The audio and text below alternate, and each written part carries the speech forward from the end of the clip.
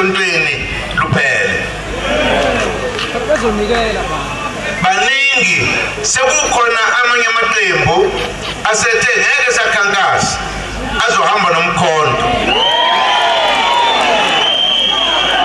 Amaqembu lawo alwaziyo usizi lomuntu omnyama. Singahlulwa yini ke thina? Akungabi khona noyedwa umuntu ozothi awunkosi yami ngangabhalisanga.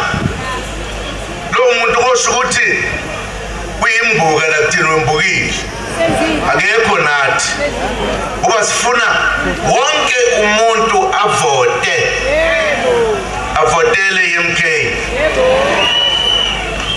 Angifuni ukukhuluma ngabanye abantu bezinye inhlangano ngoba akona umsebenzi wami lo.